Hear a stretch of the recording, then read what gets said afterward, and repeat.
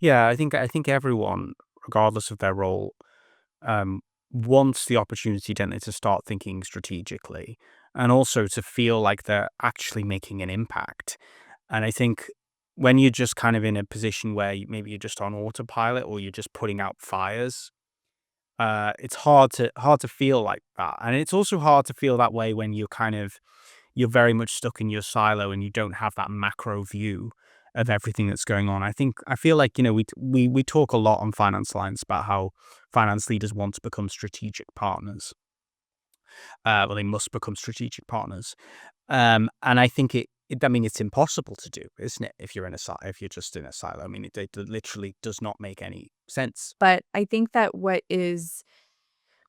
that does is it really stunts growth, because like I said earlier, is we as FP&A business partners have the 360 view across the business, right? Good FP&A teams work with their FP&A counterparts, and we can kind of get an inkling of what's going on. And so when we operate in these silos, we stunt the growth in the business. And the power of FP&A is being a bridge to different teams. And if we're not being that bridge, it's like there's an analogy of like we see our target and our goal, and it's in this island across the sea, but we have no boat to get there. And I feel like FP&A can be that boat, if we, kind of focus on being that bridge and really understanding the core needs of the business.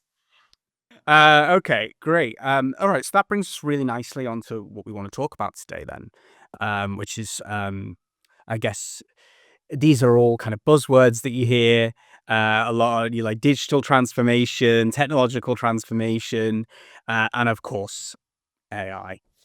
It's the big thing that people are talking about all the time. So I want to get your kind of personal perspective on this a little bit. As somebody who's obviously been doing this a while now, like, what were your first thoughts on AI in your particular job function, and how do you remember how you were first exposed to it, and kind of what your thought process was? Yeah, well, Anthony, I am a class A skeptic. So when AI came onto the scene, I think I really started to hear about AI a lot, and more specifically, the teams were actually using it in applications. And um, this was maybe back in 2023. And I remember thinking, is this just a fad? Is this just a phase? As a society tend to get really excited about digital transformations, and then they just kind of fizzle out, or we focus on the next big thing. But unbeknownst to me, AI was the next big thing, and it was here to stay. But anyone that knows me knows that I ask 5 million questions before I accept an answer. So I didn't take it at face value. I remember actually in an offsite back in 2023, I presented to the FP&A team about how we can use Chat GPT to, write emails for us and kind of those basic tasks. And everyone was like, "Oh, cool." But at the end of that, it was like, well, finance, it's hard because there wasn't a lot of practical application at the time for finance to use the tool. It wasn't great at modeling. It was kind of a basic, product, and especially if you work at a private company, there's a lot of limits to what you can share with AI, a machine learning model Of that ingests the course, of information and course. stores it. So there's privacy and security concerns around that.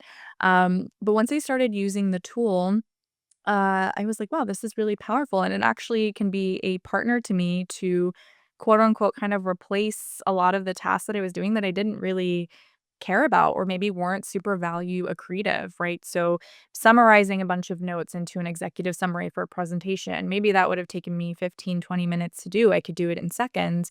But what I love about that is that I can then focus my time on the skill sets that I wanted to develop, and being a more strategic partner, to use your words, right? So now I'm no longer a skeptic, but I am an avid learner. And I think that now there's a lot of progress, especially if you work for a private company. You can get these enterprise licenses that promise not to share information. There's still, a lot of limitations on like sharing revenue figures, but like expense lines, you can share if you have like enterprise licenses with certain tools.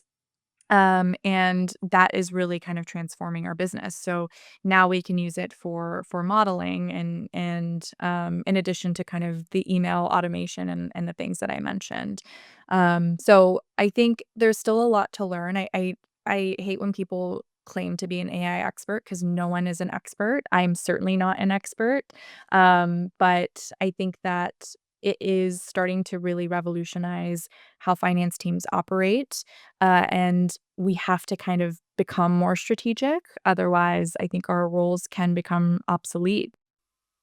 Yeah, yeah, absolutely. I definitely think we're in that stage now, aren't we? And I still hear like a lot of kind of doom and gloomers on online, just saying kind of Mm, like, no, this is awful. We need to get rid of it. And it's just you feel like saying like, look, guys, we can't like at this point the genie's out of the bottle. You can't put it back in. Like you have to at this point learn to live with it and learn to be aware of its drawbacks and its absolutely. hazards, Yeah, just like and anything else. absolutely. And I think like, the number one question that I feel like leaders are getting in town halls or across different companies is AI going to replace my job? And that is kind of a scary concept to think about.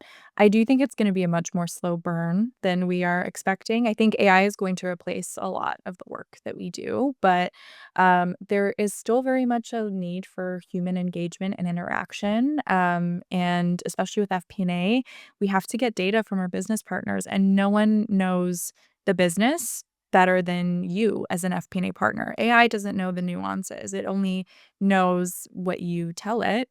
And so I do think, it is scary, kind of the concept of AI replacing our work, but I do think it's going to be a much slower burn. And I think AI still has a long way to go before we kind of get to that point. And that wraps up another episode of the 2 Cents podcast.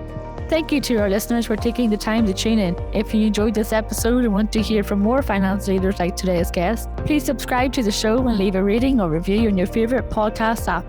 It would mean so much to me and my guests if you can show them some love and appreciation for sharing so many great insights with us on the show. Again, thanks for listening. See you in the next one.